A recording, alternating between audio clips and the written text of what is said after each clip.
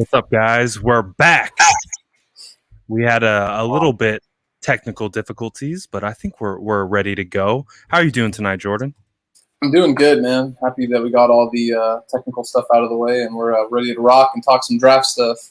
Yeah, absolutely. So once the questions start coming in, we'll start to answer them.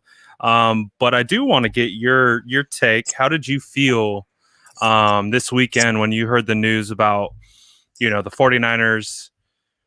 Maybe they're interested in more than just Mac Jones at quarterback. What did you think about all that? Well, the humorous side of me is devastated because as much as I love the 49ers, I love to have a good time and joke around. And Mac Jones getting taken at 3 is just ammunition for years to have sarcastic tweets and jokes and content rattle off. So there's a little bit of me that was a little disappointed. I'm not gonna lie. I was like, damn, I'm really, But the logical, 80% of me is like, okay, I'm very happy that means that they're clearly looking at the better athlete, probably the better overall talent, if we're being completely honest. No offense to Mac Jones. Trey Lance and Justin Fields just offer an athletic upside. And again, that's so funny to me because I'm trying to train myself not to use the word upside as much because it really almost directly correlates to athleticism. But in this case, that athleticism really does separate these guys in a way where I'm not looking at Mac Jones and I'm like, he's such a good pocket passer. He's so good at processing through his reads. He's so good at all these things that it takes away from the lack of athleticism he has. I think they're all so close that the athleticism that the other two quarterbacks have put them in their own tier. And ultimately at this point, I think the Niners, I am still thinking there's a scenario where the Jets take Fields at 2 because I understand Lawrence is pretty much locked into that number 1 spot. The Jaguars would be pretty foolish to, not take him there unless they are very strongly feeling very strongly about one of the other guys. It's just one of those situations where if they were to miss on Lawrence, it's like, oh, well, everybody pegged him as this next savior for the last 4 years. Who could have seen this coming? Whereas if they try to get cute and they take a Fields or a Wilson or something, and then Lawrence does pan out and turns into what we think, you can't go against the grain like that at 1. But the Jets at 2, I don't think they're as locked into Wilson as we may think. So, not to start off with a conspiracy here, but I think that the Jets are still taking a strong look at Fields because as much as I love Zach Wilson, I could definitely see the case for Justin Fields being better now and being the better long-term prospect. So, what if the Niners, really went into this hey, we like Fields and we like Wilson. What if Kyle's like, hey, I like both these guys? We know that Kyle has his ties to Justin Fields, and we do know that Adam Peters went to watch Zach Wilson play in person multiple times. So I'm wondering if maybe there's a scenario where it's right now they're content taking either of those guys, and then maybe they go see Trey Lance in person and they're just blown away by what they see. But ultimately, they put themselves in a position where they really have options where it's if the Jets take Zach Wilson and the Niners end up with Fields, hey, that's how the draft went. That's the guy that fell to them. The pressure is really on the Jets at 2 to make the right move more so than the Niners, if that makes sense. The Niners can just kind of sit back, and however the draft falls, they have their options, and they can have their board, and whoever's left they'll take. Whereas the Jets are really there where if they take Zach Wilson and Justin Fields ends up being an all-pro, then they look like the idiots in this situation. Right. So kind of along those lines, this is a conspiracy that I've had in the back of my mind all season because in my opinion, Fields has been my number ranked 2 QB all the way throughout. So I've always felt that could be a situation where Fields maybe goes to the Jets. But with the pro days coming up, we get round 2 of the pro days, Justin Fields and Trey Lance. With Justin Fields specifically, and it coming out from Tom Pelissero that they're going to be able to have Kyle Shanahan work them through some drills and things like that. To me, I assume they're going to do board work, light install, and then go out and actually execute it. Do you feel like the Jets not being there to do that is enough for you to be yeah, they're probably going Wilson? No, because I think that for as much as people are well, the Niners don't really want to tip their hand. If I'm the Jets and I really think Justin Fields is that good, again, this is just a purely hypothetical scenario, but if I think that Justin Fields is that good, I don't want the Jaguars getting any second thoughts about Trevor Lawrence and taking Justin Fields over him because while Wilson is the flavor of the month recently and Mac Jones is the mayonnaise flavor of the month recently, last year there was a strong debate. We both played Devy. We both played Dynasty football. Yeah. There was a big discussion, not only just amongst NFL minds, but people that play Dynasty fantasy and all these things, that Justin Fields had just as much of a chance at that 1-1 spot in the real draft and in dynasty drafts this year as Trevor Lawrence did. And as you know, I understand he had a tough game against Indiana, who was actually they were a top 10 team at one point, and Northwestern, who again was a really good team at one point. But I don't think he did anything so drastically that it would have plummeted his stock from that discussion. And as much as, again, I really like Zach Wilson, I didn't see anything from Zach Wilson that would make me say definitively Zach Wilson is now in this discussion for 1-1, 1-2, and Justin Fields is getting knocked down. So I think it's a situation where if the Jets really are keying in on one of these guys, then it's the same thing like for the Niners. If they are smart and they play it right, whoever the Jags take, like, hey, if they take Lawrence, which everyone expects them to do, and they're probably going to do, they end up getting a Wilson or a Fields, whoever they feel comfortable with. But if they're really high on Justin Fields, I would play it pretty close to the vest. But again, at the same time, you'd like to think that there's more transparency, and it's not all this. You know, we love smoke season, but the devil's advocate argument that I would make is that if you really did believe in a guy and you really wanted him that bad, you'd probably want to go see him throw in person and have him go through the stuff that you want to do. But at the same time, I wouldn't be surprised if, like, let's say Robert Saleh isn't there, Mike LaFleur isn't there, and Joe Douglas isn't there. I wouldn't be shocked at all if they had scouts there still, though. And again, I think it's just a situation where they seem pretty locked into Wilson, but there's a very plausible avenue to them still really liking Justin Fields and not wanting to tip their hand per se. Yeah, and I thought it was interesting, too, to play into some of the conspiracy theories that the owner, Woody Johnson of the New York Jets, put out a video today, not tipping the pick, but essentially showcasing Fields, Lance, Wilson, Lawrence, basically showing all the top quarterbacks and basically being like, who's it going to be? So I thought that was interesting because that was straight from the owner's account. Now, does that mean that they're letting people know that it could be Fields or could be Wilson? Because when I was going through his comment section, it was actually a little bit more split than I thought.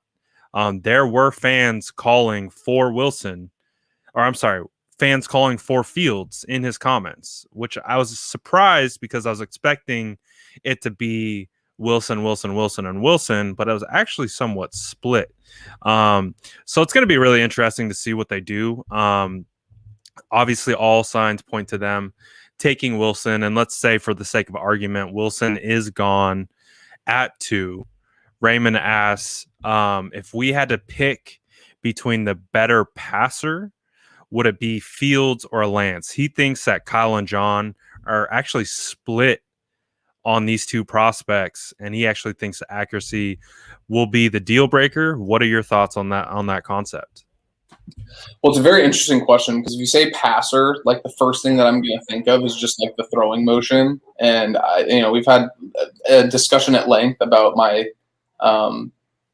irritation with how Justin Fields throws the football, like the literal motion of him dipping his elbow when he throws the football. So, like, if we're talking like natural passer, I think that Trey Lance is. But if we're going based off results, which in my opinion does matter more because you can kind of work on the mechanics, but the results kind of speak volumes, I would take Fields just because he is so accurate. He has the velocity to drive the ball. He has all these traits that you'd want in a franchise quarterback, and he does throw from the pocket. People have this weird misconception that he's some scrambling spread quarterback when he's done a great job at buying plays, or buying time during plays, but he's really a pocket passing quarterback that has worked the pocket well and has done so. And again, I don't like the whole competition argument, totally discrediting guys, but I do think that you do need to take into account that Big Ten football is a lot more difficult and Big Ten defenses are going to be a lot tougher than FCS opponents. So I think that I would lean Fields, but if we're talking like purely like natural, just throwing motion, like just who's the more natural thrower of the football, I would lean Lance personally, but I don't think it's so egregious or so important that it would make me not want to pick Fields. Yeah, and we talk about his elbow at length and how high that thing gets up there, and he really lets that thing flail in the wind like a kite sometimes. But that is technique that can be corrected, that can be worked out of you, and can become compacted, and you can really shave off a couple hundredths of a second, which doesn't sound like a lot, but in the grand scheme of things, when you have only 2.5 seconds to throw, you need literally every hundredth of a second you can get when you have these big guys coming after you. But in regards to the question of who the better passer is, I would have to go Fields because of the wide range of outcomes that he can execute. It doesn't matter if he's rolling out to his pocket from the left to the right. He can throw deep passes with accuracy. He can throw short to intermediate passes with accuracy, rolling out of the pocket. And again, right now we're only talking about what he's doing outside the pocket, but everything you watch of Justin Fields, he shows you he's a prototypical pocket passer, can dice you up from the pocket. He doesn't need to move outside the pocket. He can play from within side the pocket and just dice you up. With Trey Lance, I think he's fantastic with his accuracy off play action.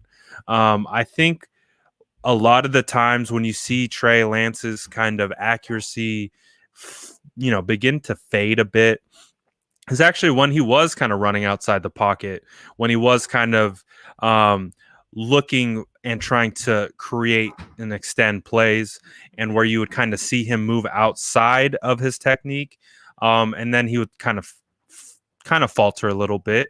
And that was one of the things that I asked his quarterback coach directly about, because I saw it on tape and I wanted to have an understanding if that was something that they indicated and something that they were going to try and work out of him. And then he did. That's what he said. He said, we've been working on that since October, and a lot of it is just from having poor lower body and how that translates into being accurate. So for right now, I'm picking Fields as the better passer. But I still think Lance is more than capable for sure. So let's see. It's a great question. It's just it can be interpreted so many different ways. Right. I think you might get some differing opinions, but yeah, that's a very good question. Right. Okay. So, Leo. What's up, Leo? I don't know. I have to mute it real quick or something. Every time you go on mute, Leo pops up. Okay. So let's see. Let's see. I'm going to look at some questions here. Let's see. Which one do I want? Here's a good one for Jordan. Where's my Rondale Moore question? There it is. Who's a better burner? Rondale Moore or Jalen Darden? That is a very good question. I'm going to admit I have an inherent bias towards Rondale Moore because I've been on that train for well over a year. Back to the first game against Ohio State he had as a freshman. Was that 2018? Yeah. I've been big on Rondale for a long time. He reminds me of Steve Smith a lot. I know that's who he gets comped to a lot based on his size, but to me, he plays like Debo, but with like not the same because he's such a unique player, but almost like Tyreek Hill speed. Like imagine Debo, but with like 150% increase in speed where he's still running through guys, but he's just track speed. I'm going to go Rondale Moore. It's not a humongous gap, but I'm pretty sure his unofficial 40 was like 4.27. And it's backed up on tape. The way that this guy separates on tape, again, against Big Ten defenses that are going to be a little bit better than what Darden saw at North Texas, the guy was just a freak. However, I will say I do like Darden a lot, and he's a guy where if the Niners are still in this position where, hey, we really like Debo and Ayuk, obviously. We have Kittle. We're going to run the ball a lot. We don't need to invest a significant amount of capital in a wide receiver, let's say at pick 43 or, obviously free agency pass. They didn't go out. They got Mohamed Sanu back, but they didn't go get like a crazy, expensive slot receiver or anything like that. Darden's a guy that you could take at 102, 117, somewhere in the back end of that third, early fourth round if he's there, and know that while he may not be, an all-pro, Pro Bowl level player, he's going to complement what you have very well. And one thing that I think Darden has going for him is when you're watching guys, or at least for me personally, when you're watching guys that are playing at lesser competition levels, if it's like FCS or Sun Belt, even Mountain West, you want to see them really just dominate. And every time I watched Jalen Darden, he was far and away the best athlete on the field. Like this guy just absolutely, he was a man amongst boys out there. So I would say Rondale Moore is the better burner. But I think that game speed, when they're both wearing pads, Darden really isn't that far behind. And I do really like Darden's game speed. Rondale Moore is just a freak. Honestly, I hate playing like the what-if game, but if Rondale Moore was over 6 feet tall, if he was like 6'1", he would probably be one of the best wide receiver prospects of all time. The only thing that's really holding him back is that he's literally like 5'7", which is like even I, as one of his biggest fans, am kind of like that's a little sketch. Like I don't know if I'd be willing to take that risk, but just the strength and size combination, like the guy's a track star that's running through. Like imagine Deebo Samuel if he ran the 100-meter relay. Like that's basically like that's what I'd see when I see Rondale Moore. It's funny when you watch Rondale Moore, you're like, oh, he's the full package, but then you're like, wait, a full package that comes in a 5'7" package. He really has a lot of skill to offer, and if we go just to look at 40 times alone, Jalen Darden ran a 4.46 40. Rondale Moore ran a 4.29 40. So in a straight line, I think you got to give it to Rondale Moore, but I think honestly, Jalen Darden looks faster on tape than the 4.46 would indicate. He does have the shiftiness. He does have everything that comes along with it. He does look like a legitimate wide receiver. He doesn't look like a gimmick slot guy that can only run slants and comebacks and things like that. He looks like he can run the whole route tree, and he's got the hands to back it up. He's coming from North Texas, right? But we have some 49ers on the team from North Texas in Jeff Wilson. So I'm not too worried about what school they went to. I just want to know if you can play. And both Jalen Darden and Rondale Moore can play. The only difference is Rondale Moore has I would say bottom first round ceiling. He could even go a little, 20s, like maybe in the 20s if Green Bay looks at him and they're like, ooh, we could see you doing some work with Aaron Rodgers maybe. Whereas Jalen Darden is probably slotted in, his ceiling is probably high, like late second round to probably fourth round. I think it's hard to judge how scouts will view him based on, where he's coming from. Obviously, he's a production freak. He put up tons of production at the level he was playing at. It's just what teams, and there's a ton of good wide receivers too. So you just have to see how people have him stacked and where he's going to go. I would say ceiling, late second round all the way to about the fourth round. He could be slotted in any of those spots. He's definitely a guy that I would like somewhere in that, where that compensatory pick I think it's at 102, if I recall correctly, and then 117. Either of those picks would be fine with me. And then, maybe if they ignore the wide receiver position early, they could take, Quinn Miners at 43, just, speaking that into the universe. We can pray, but we're gonna have to have it happen because he's gonna have to hop on the show if he gets drafted. We're gonna make sure day one. We're making sure Quinn is getting on the show if he is drafted same day by the 49ers that night. I'm gonna tell him, like, Quinn, you can have your time with your family, celebrate it for about 5 minutes, but then you're coming on the show. So hopefully that we can speak that into existence and we can get him in here. But we got another question here. So where to go? Basically, if you're the GM, you are the GM, Jordan. No one else. You're the GM. You're finding the players for Kyle Shanahan. And Kyle has obviously been in communication with you with what he wants to do with this scheme and how to operate it. But you have to go get him the guy. And this guy needs to be here for at least 12 years. Which guy is that at number 3? And for hypothetical sake, Wilson's gone at 2. I would take Justin Fields, and there's a few reasons why. One, first and foremost, I think he has the skill to be a guy for 12 to 15 years if he's, obviously able to stay on the field. That's going to lead you and is going to be a talented enough player that you can build a team around him, and he's going to warrant a second, third, maybe even a fourth contract. But the biggest thing for me is I want guys that are going to eat, sleep, breathe football all the time, that they're going to, obviously they're going to have time with their family and they're going to have their hobbies on the side, but I want guys that are so committed to football where the paycheck is great, and they want to be compensated for what they're doing, but they're not waking up thinking about dollars and cents. They're waking up thinking about X's and O's and thinking about the playbook, and they're thinking about just the love of the game of football.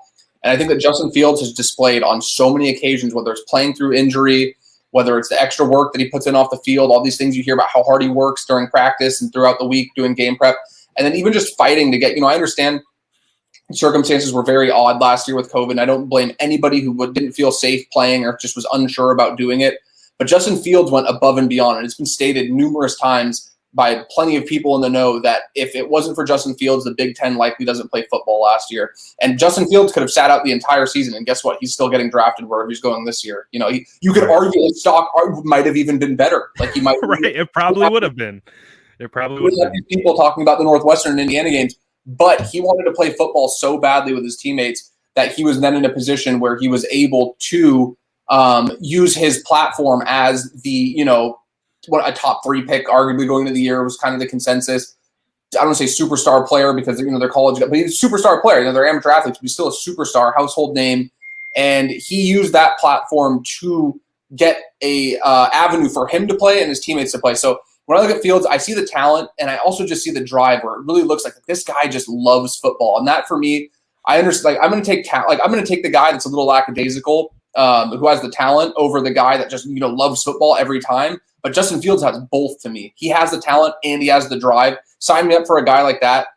Where it's I hate to make this comparison, but it's like look at Russell Wilson in Seattle. I know Russ can be a corny dude sometimes, and he kind of comes off as like a cornball. But is there any doubt in your mind that guy doesn't love football and doesn't love watching film and doesn't love doing all the little things that it takes to be great? For me, there isn't. And if the Niners could get their version of that with how much they've proven to be better at building a roster than Seattle has, Seattle really got lucky with a couple. I don't say lucky. They did very well with a couple drafts 10 years ago. They haven't been able to sustain that kind of success. And the only reason that this team makes the playoffs every year is because they have that quarterback. So imagine having that quarterback and then the ability to build a roster around it. Like they're polar opposites. The Niners have the roster, they need the quarterback. The Seahawks have the quarterback and need the roster. So if the Niners were able to fill that last hole and get that guy for the next decade, again, I just want to see one Super Bowl. I'm not trying to get ahead of myself. I would be happy. I'll settle for 6. We can talk about the rest later. Just one.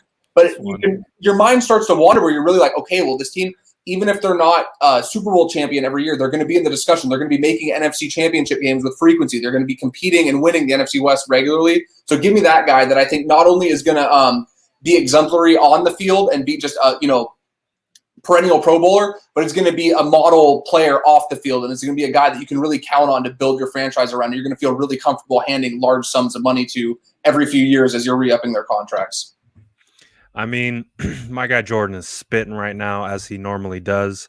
One of the things that I saw someone say, I'm trying to find it so I can pull it up right as I say it, but I don't know if it there we go. Carlos says, if the pick is Lance and he gets to sit a year, let's say hypothetically under Jimmy Garoppolo, how would you feel about a QB who hasn't played in 2 years? And honestly, I've been outspoken about this. I don't think Jimmy Garoppolo is on this roster opening day in 2021. So I don't think the whole sitting thing is going to be an option.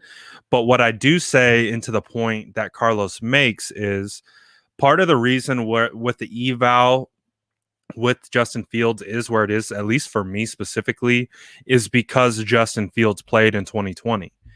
And it's hard to knock a prospect who just didn't play in 2020. Like it's not his fault that they didn't play. It's not his fault he had one game and it was scheduled like a week beforehand during the whole COVID issue and the COVID year. So it's not like he did anything wrong. But what Justin Fields was able to show in 2020, at least in my opinion, is able to bump him up above some of these other guys. But here's another good question that I actually really, really like. What's more important for a young QB? Protect him or give him another reliable wide receiver? So he's basically saying at pick 43, say you have Dickerson or Elijah Moore.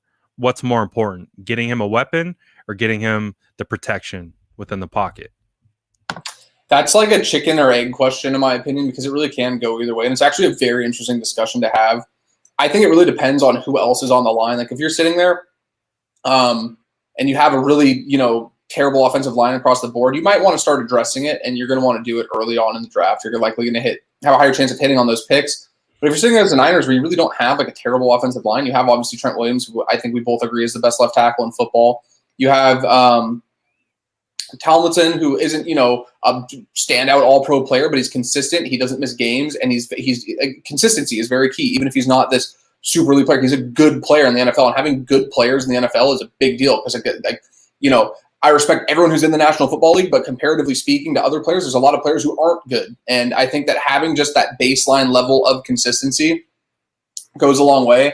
I think it was Sam Monson on PFF. He had a really good take on this. He was saying, because he was talking about the Bengals taking Penei Sewell or Jamar Chase, and his whole theory was, well, on a given play, if you take this tackle super early or the center or guard, whatever, it's going to be 1/5 of your offensive line, versus a receiver is generally going to be half or a third if you're running 11 personnel of your receiving group. So the ability for the receiver to have a higher impact on the play is actually greater due to the fact that there's even if you get that one spot locked up on the offensive line, you're still going to have 4 other spots that you have to account for. So with the Niners, it's a little different because their offensive line isn't anywhere near as bad as Cincinnati's is.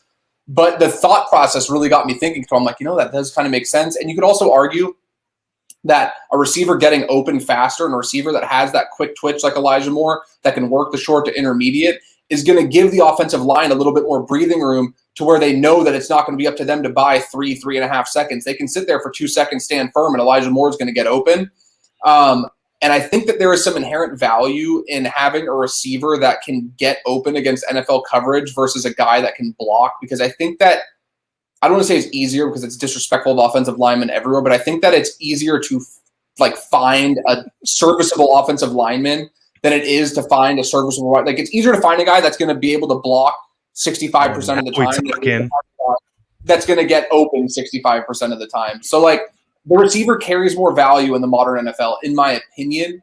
But again, that's speaking purely on the 49ers. I would take Elijah Moore. I'm a huge fan of Elijah Moore's, and that plays into this as well. But it just comes down to, I think the receiver having the ability to get open does so much more for an offense than having one really good center or one really good guard, because I think that those are positions like we saw in stretches in 2019 when Daniel Brunskill and Justin Skula came in, and they weren't world beaters, but they held up and the line was fine. But what was the biggest problem all year? They didn't have guys that could really get open until Emmanuel Sanders came and Deebo Samuel got comfortable. So if you had that receiver off the bat, I think it would have made the line look better than it already did on its own, really, even with replacement level players.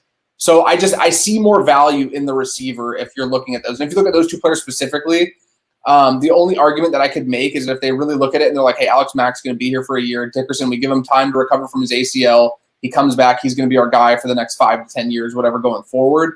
But I just don't see how, if we're talking immediate impact, let's say Dickerson was healthy right now, I just don't see how it would help more than having a receiver that's going to be able to get open. And then you're in a position where you're playing Jalen Ramsey twice a year. You're playing these guys that are really good shutdown corners. Who are they putting them on? Are they going to put them on Deebo? Are they going to put them on Ayuk? You're not going to put them in the slot, probably on Moore. You're just creating more opportunity to not have to look that player's way. And then when you're playing the Rams twice a year, that's going to go that could be the difference between playing a game on the road in the first weekend of the playoffs and having a first round bye. So I think that it just not to keep going on in circles, but I would take Elijah Moore in a pretty sizable gap, honestly. I love this topic because obviously, being an offensive lineman myself, I'm extremely biased. And I believe fundamentally that you should build from the trenches outward. And so, especially for a young quarterback, if he is joining your squad and he's coming on, obviously, as a rookie, I want to find my rookie as much protection around him as possible. Obviously, I'm gonna have to take into account what my current offensive line looks like when we're getting into player specific, but just holistically and fundamentally as a whole. And if we're looking at this question, for me, without a doubt, it's actually the opposite of the way Jordan's looking at it. I'm looking at it as if you don't have that offensive lineman in that rookie year to protect your rookie quarterback, you have the chance to ruin your rookie quarterback and his confidence for the rest of his career. For example, look at David Carr and look what he went through after getting sacked 76 times in his rookie year, and he never bounced back. He was a talented quarterback. He had talent, but when you are thrust into a certain position as a rookie and you're asked as much as you are asked to do as the quarterback is, now obviously Houston as a whole was a disaster, and there's so much more that comes with that. But when I'm looking at situations, especially with a young quarterback who I'm trying to protect his mental health at all costs, literally doing everything I can to ensure that if adversity strikes, he knows how to handle it and what to do and where to go in certain situations. And if that's the case, yes, having a slot guy like Elijah Moore would be super helpful in the ability to create quick timing throws, bang, bang, get them out, but you're not always going to be able to scheme that up. Sometimes you're going to be in a position where you're down 2 touchdowns and you have to come back, or you have to move down the field extremely quickly, where you need your O-line to stand up and help you out. And for a young quarterback to basically put that on his shoulders and be like, listen, you don't have any time. You're going to have to process this quickly. You have this one guy. And, you know, like, eventually you can get schemed up to where the defensive coordinators are taking away your quick routes. They're taking away all your quick reads and all of that kind of stuff. So that then forces the quarterback to hold the ball, and then he has nowhere to go with it. So but it's obviously different with how we're looking at the 49ers. Like I'm saying, this is more of like a holistic overview for building a team. I'm always ensuring that my O-line is legit. Like in Madden franchise mode, my O-line is always on point. I make sure my O-line is fleek the F and ensure that my guys are going to be able to either and or have running lanes, you know, for my running backs, or the time needed to protect, because all of that plays into, in my opinion, the success of the quarterback. And I'm trying to set my quarterback up for as much success as possible. And I feel like again, my bias is I can find a Demetric Felton in the 4th round. I can find an Amari Rodgers. I can find a guy who might not be as skilled and as dominant as Elijah, but I can find someone with a similar skill set and attribute much later. So I'm definitely of the thought process to build that O-line up. And of course, so much bias. I'm an offensive lineman. What else do you expect? But here we go. Rexy Superman says it starts in the trenches, but depends who's available at 43. So again, kind of coming back to the question, if it's specifically related to the Niners, if you're picking Quinn or Elijah, I'm probably going to go Elijah, because you look at the offensive line, you look at Trent, you look at Lincoln, you look at Alex, you look at Dan, and you look at McGlinchey, and you look at a young quarterback coming in. To me, that offensive line is serviceable enough for a young rookie quarterback. So at that point, I'm like, let's get him more weapons. And so then that's in that situation, I'm like, let's go Elijah. And let's take Kendrick Green in the 3rd and call it a day. So again, it's positional value. It's how depends on the context of your current roster construction versus what you're trying to do and all that kind of stuff. So holistically, I'm always O-line out or D-line out. That's just how I roll. But in certain situations like this, you can totally make the case where I'm probably going Elijah Moore over Quinn, over Humphrey, over Dickerson, all guys that I really, really like on the interior O-line. So in the context of the 49ers, I would think it would make more sense to go Elijah at this point. All fire points. So let's see what other questions we got here. Let's see. So I don't know if I've gotten much of your takes on this. What are your thoughts on Richie Grant? I'm kind of indifferent. Like, I think he's going to be a good player. I wouldn't take him at 43 personally. I just don't see the real. I don't see the same. I think he can play safety. I just don't see the versatility. If I'm taking a guy at 43, and especially given the state of the Niners now, I want the flexibility of him to play slot corner, safety, or box safety, single high, two high. I want him to basically be able to step in for any of the three of K1, Jimmy Ward, or Jaquaski if they were to end up leaving. I know Ward's locked in a little bit longer. I have to double check. I think the dead money isn't really bad after next season, not this upcoming season. But I think that they're very strong in that part of the secondary now. So if I'm taking a guy, it would be a guy like Elijah Molden, where they can come in for a year, learn the system, get comfortable. If somebody gets hurt, you have a high-level replacement player coming right in. And then next year, hopefully after a year where, it's back towards normal, there's more fans in the crowd, the revenue's up, and guys like K1 Williams and guys like Jaquaski Tart that bet on themselves after having a great year, winning a Lombardi, shutting out the other team in the Super Bowl, they're going to want a lot of money, obviously, after this happens. This is just my dream scenario. I don't want to act like I love your dream scenario. It'd be ridiculous. But in all seriousness, like if they end up having this good year after betting on themselves, they're going to be due a lot of money. So I think that it puts you in a point where you're very flexible. I'm not saying Richie Grant can't do it. I just personally wouldn't feel comfortable about it right now. It's just not comfortable as much as it's just not a player I would invest in. Like Elijah Molden, is the guy. Either I'd be happy with, to clarify. But Elijah Molden's the guy that I would zero in on, just because again he offers that versatility where he could play all over. I know he's technically like a slot corner, but he has played safety, and I think he could do both. So I'm indifferent. I don't know what your thoughts are. I'm just not.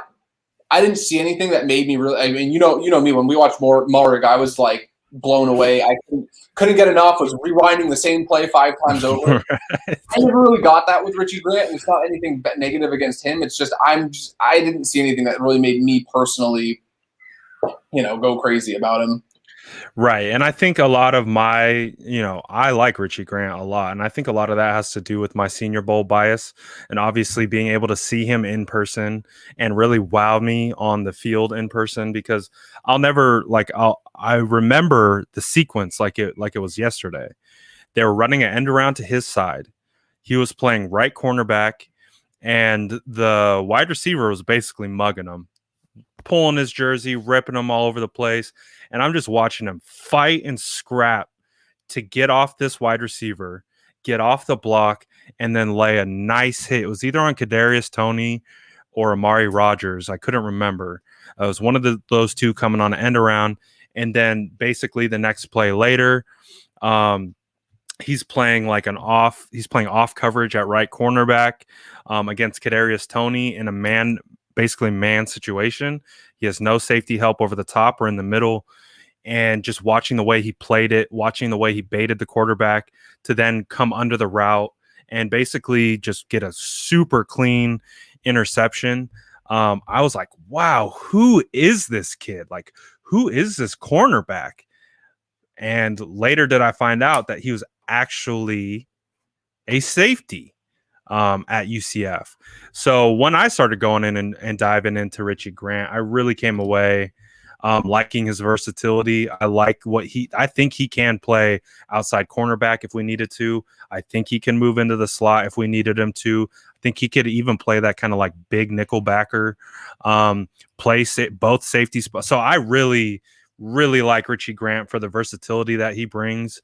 I feel like he just is one of those guys that has a nose for the football. He's always trying to wreck you. He's a good tackler. I like Richie Grant a lot. I haven't done a ton of study on Elijah Molden yet, but I do see the similarities and how you can see him as like one of those athletic guys that you can put in the slot. He's kind of like you said, he's like Jimmy Ward. Like when you first look at him, your first impression, you're like, yeah, it looks like Jimmy, NIU Jimmy. But I think both players could be great value. And that could honestly be a position that they look to target at 43. Do you think safety is up in the air for the 49ers at 43? Do you think that's realistic? I think corner is way more realistic. I think they have a way more pressing need at corner. So I think that if you see a guy like Greg Newsome, Tyson Campbell, Eric Stokes, one of those guys, maybe Rochelle gets high enough up boards where they really like him too. Corner is a position I think it's a more premium position in my opinion, and it's a position that I think that they would feel like they need to. But at the same time, they knew that they were going to have basically 0 corners on the roster signed this season, and they just went into last year and didn't really draft anybody, didn't really worry about it. And they ended up just re-signing everybody. So they might just take the same kind of wait and see approach. But if it was between safety and corner, like if they're going to address the secondary, I would have to believe it would be at the corner position before safety. It just makes way more sense, in my opinion, to set yourself up for future success and sustained success if you do have the good year that we all think they can have this year. Yeah, absolutely. And of course, we understand some of the injury concerns that with Verrett. Like, obviously, Verrett came out and played fantastic in 2020. I believe he played every single game. We didn't have any risk of injury or him falling off. So there is a good possibility that those guys can all stay healthy. But at the same time, we don't have many people behind them. And you did mention a name, Rochelle. I can't even recall what school he's out of. He's at a FCS school. I can't even remember. I want to say Central Arkansas. It's somewhere in Arkansas. I know for sure. I want to say Central Arkansas. That sounds about right. So he's a guy that I dived into not too long ago, and came away like actually being pretty impressed with basically the combination of size and ability that he had. What are some of the things that you saw from a small school kid like that who played at the FCS level? Full disclosure, I haven't really gotten into him much. It's just been there's a lot of people who I respect whose opinions, like, for example, I'm sure anybody watching, you guys know, like when Brad goes prospect moment, it's like, hey, you should go check this guy out. I drop whatever I'm doing unless it's extremely pressing. And even then I'll try to sneak on my phone and watch something.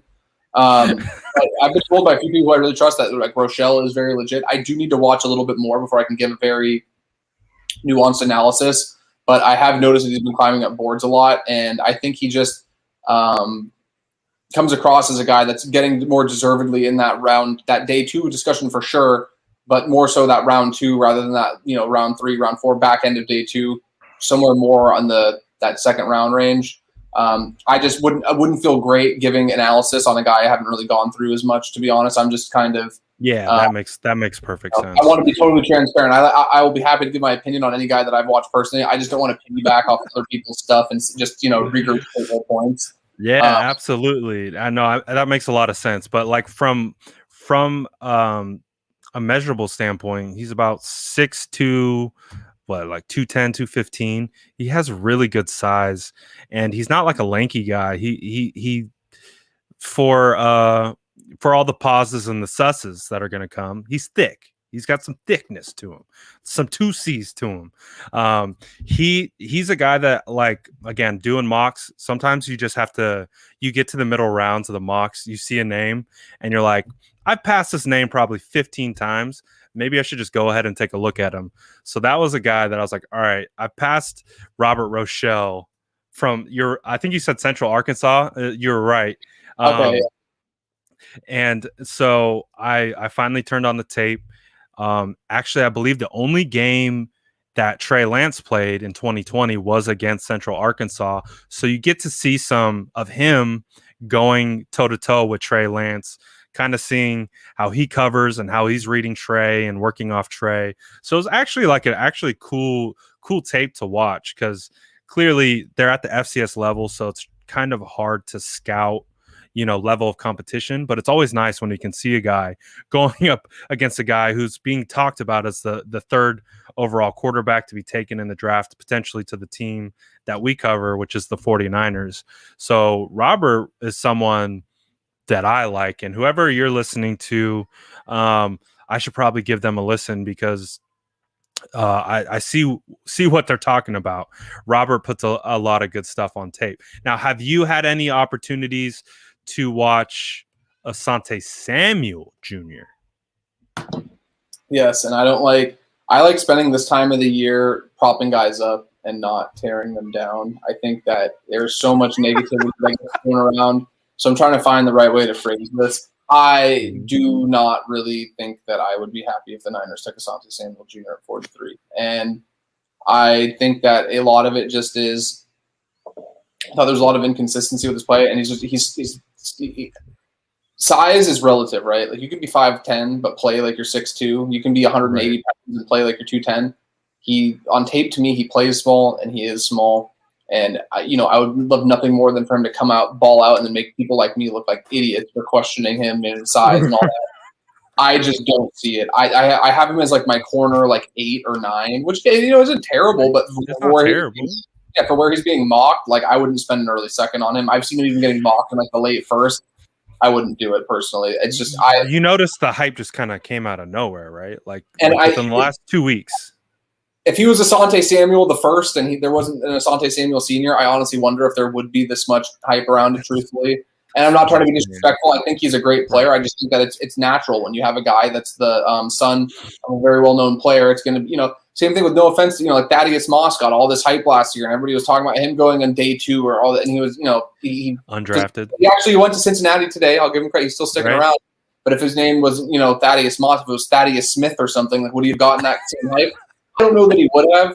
So again, and I'm not trying to make accusations. I just think that he is what he is. He's corner 8 or 9 for me. I forget what it was, but I the other day I went through it. I was working with Rich. Anybody who knows Rich, he's a total bozo, but he's pretty smart.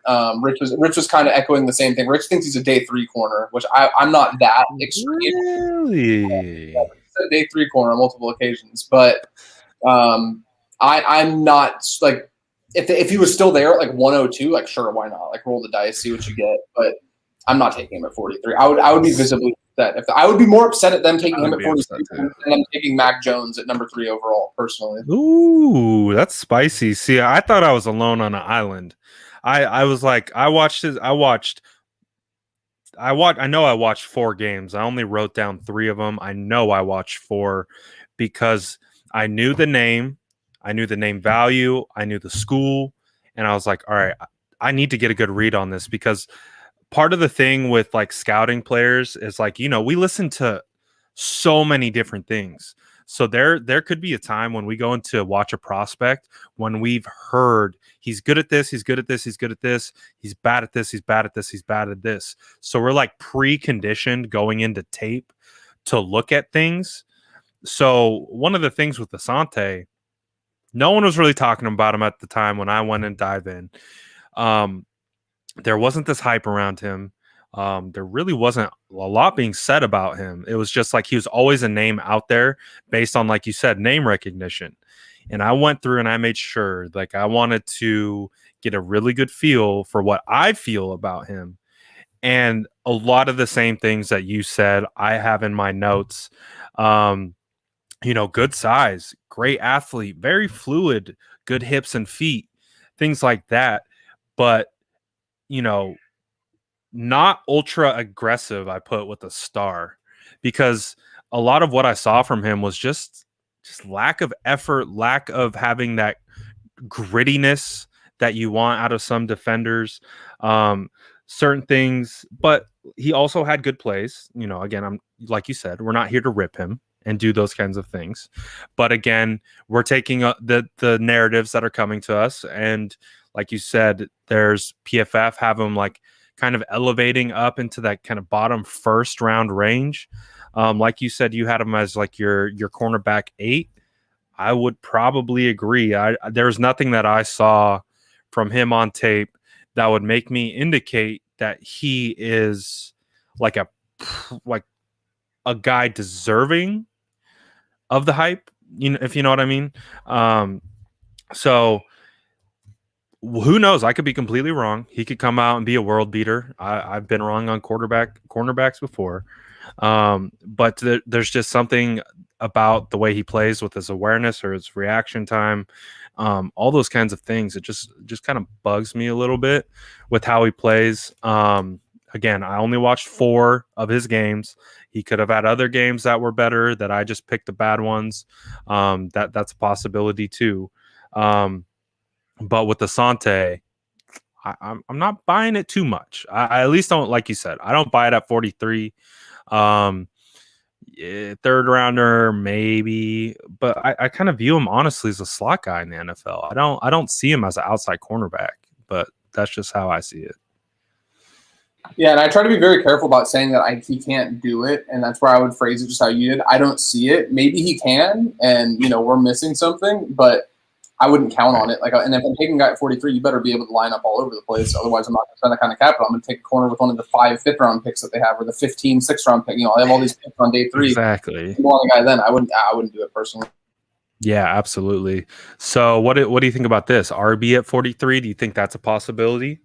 Maybe getting a Jason Aponte's boy, Michael Carter at 43. You think that's a possibility? I like Carter. Carter reminds me of. It reminds me a lot of when I watched Jacobs and Damian Harris come out of Alabama the same year, and they both. When I remember watching the combine, Jacobs looked like the better back, which I believe he is the more complete guy, which is why he got a little bit more of the carry share, target share at Alabama. What really stood out to me with Damian Harris was his feet. Like, he was really good running the 3-cone. He was really good running all these drills where they really focus and key in on footwork. He had very quick feet, very solid feet, and his technique was very sound.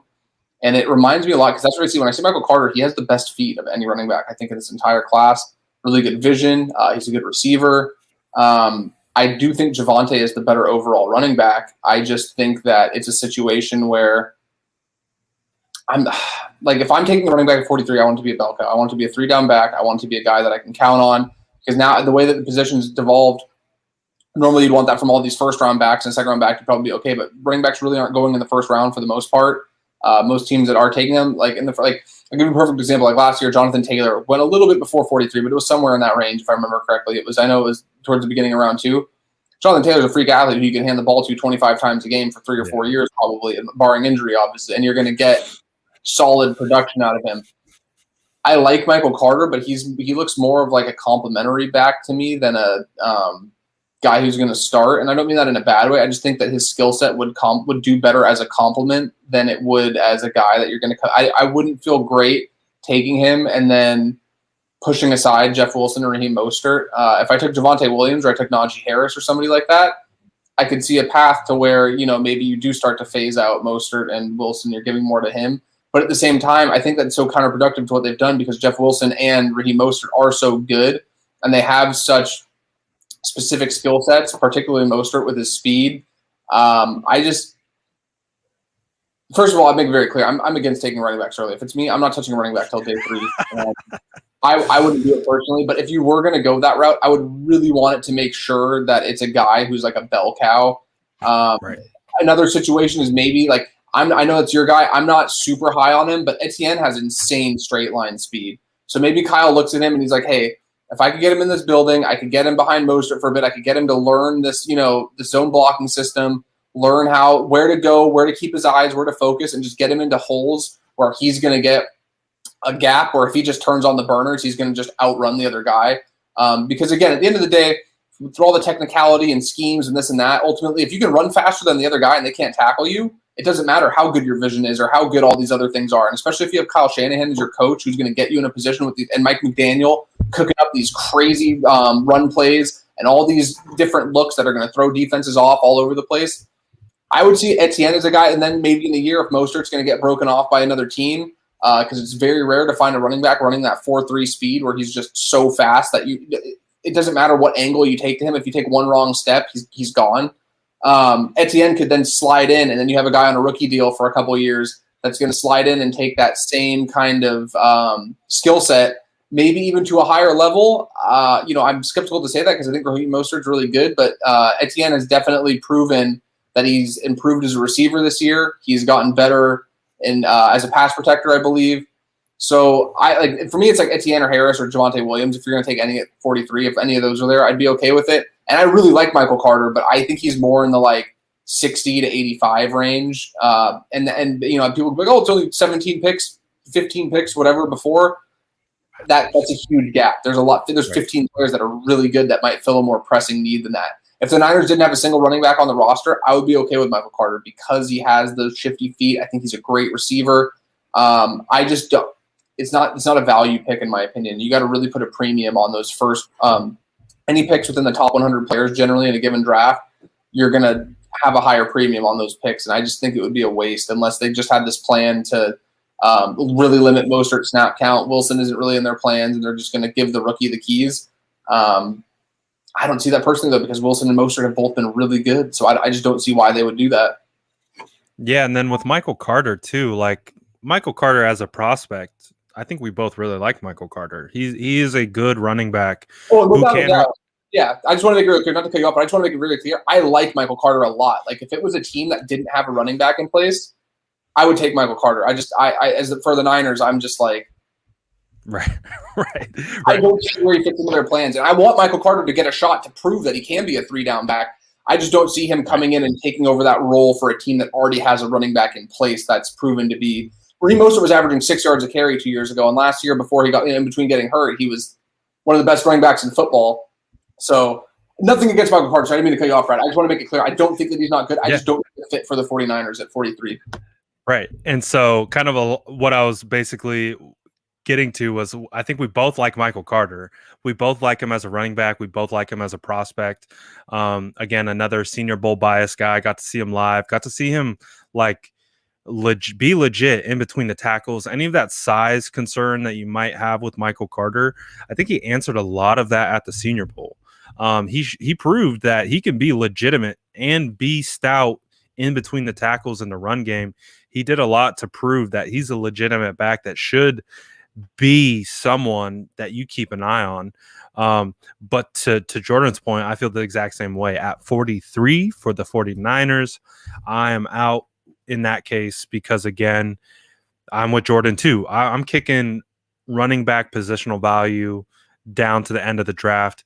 This draft has too many gems at running back to, I think, spend the capital of the 43rd overall pick, because I believe until the next pick that the 49ers have is 105, I believe.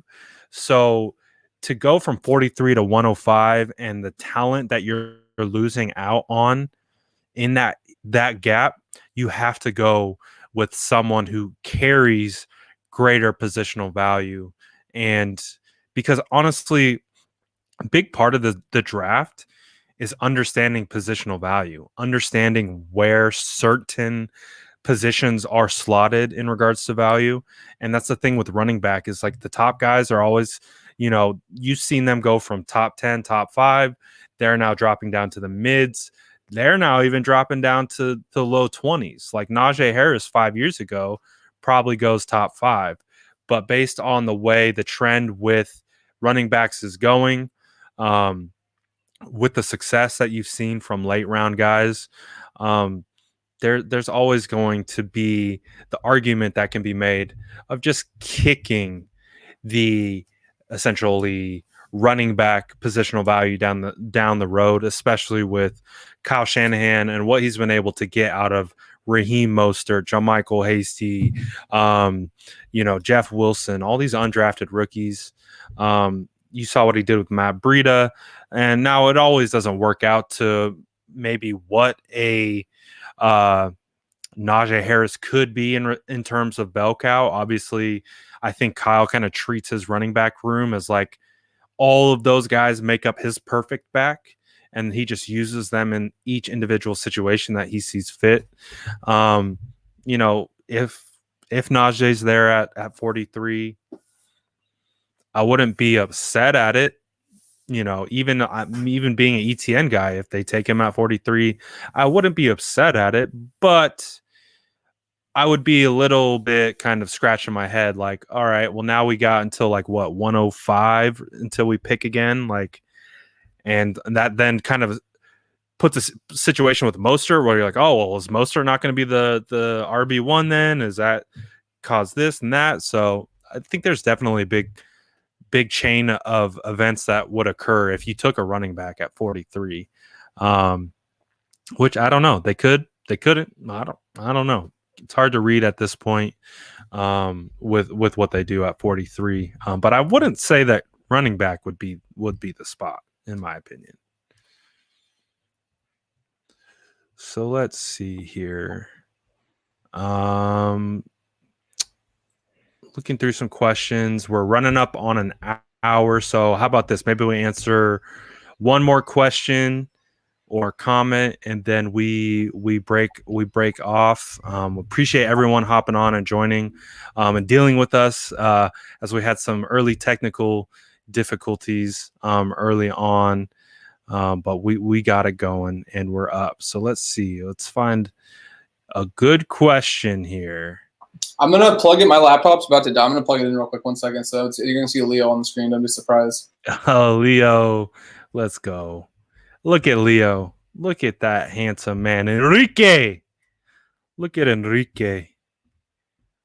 That guy. If you guys don't know, Leo Luna, 49ers Gold Mine, Niner Nations podcast. Savage. His middle name's Enrique. Gotta love it. So while Jordan is getting hooked up, what do you guys want to talk about? Kind of want to keep it like this. I feel like this Leo is just that stare, dude, that vibe.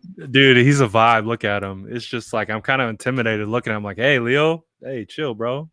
I didn't do anything to you. Right? Like imagine having a draft take and then you have to disagree with this face just looking right at you. Like you give a take on a player and you're looking at the judgment in his face. You're like, hey, bro, like, my bad. Love Leo, dude. Love Leo. Got to chat it up with Leo at the Senior Bowl. That was a lot of fun, man. When I got to meet, Jason, Leo, Javi, a bunch of other guys, man. It was a lot of good. It was a lot of fun.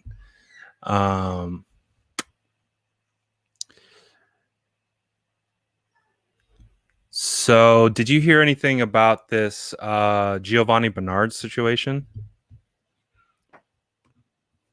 I did not, but it makes sense because I've been saying for 3 years since McKinnon got hurt the first time, and since they've signed him, the only thing they're really missing in that running back room is a guy that's a really good pass catching, third down running back that understands pass. Like Giovanni Bernard has always been this guy, like back to when they had Jeremy Hill, who oh yeah, I love throwback.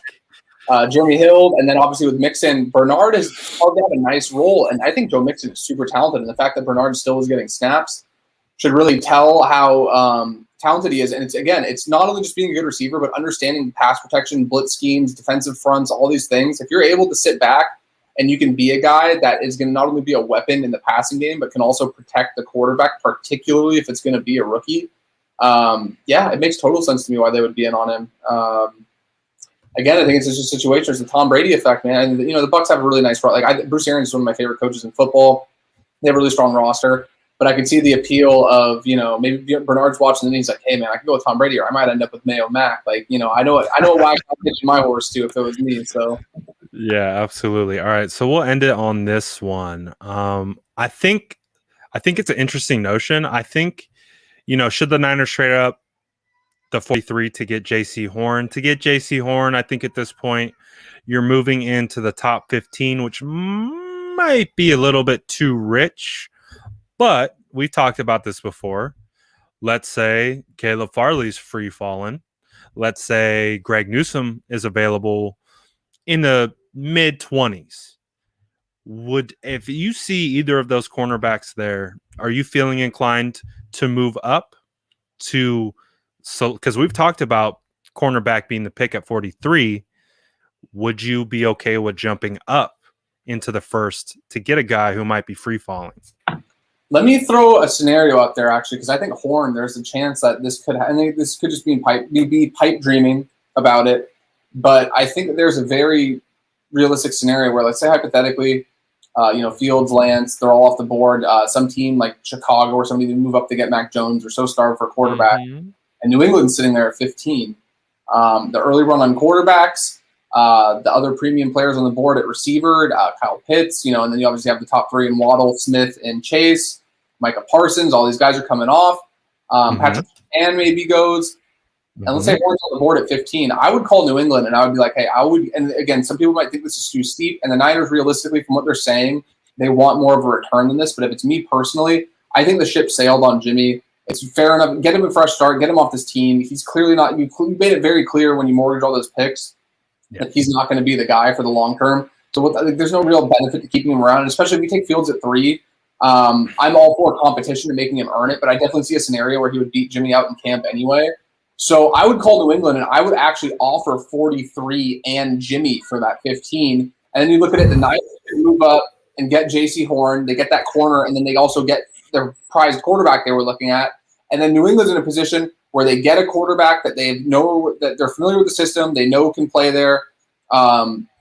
I really like Cam, so I think it would give a great situation to have a kind of a competition, and whoever wins out, wins out. But I think Belichick has a affinity for Jimmy. And then they're also looking at, they have 46 too, I believe, so they'd have pick 43 and pick 46.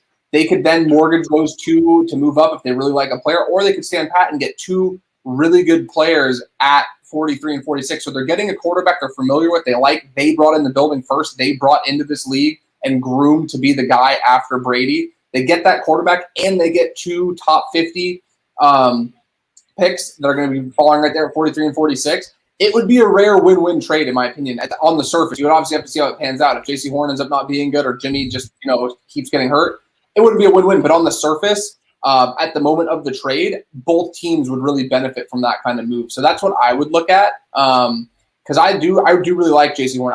I'm still really a big believer in Caleb Farley, but that injury really is kind of worrying me because back stuff can just last a lifetime. Just ask Steve Kerr, right?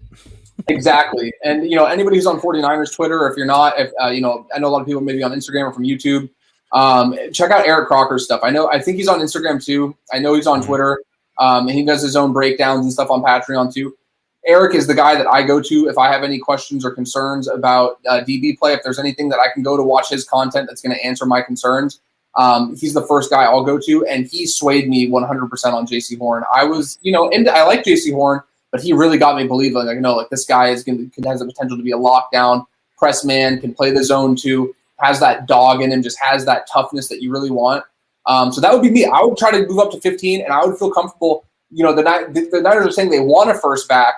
You get that first back. You might have to throw in your second too, but I would feel better walking away with Horn and Justin Fields and then not picking till 102 rather than taking Fields and then maybe getting, I like Greg Newsome a lot, but getting like a Greg Newsome or a Tyson Campbell or one of those guys, I just think Horn's that much better. So that would be my pitch if it was me.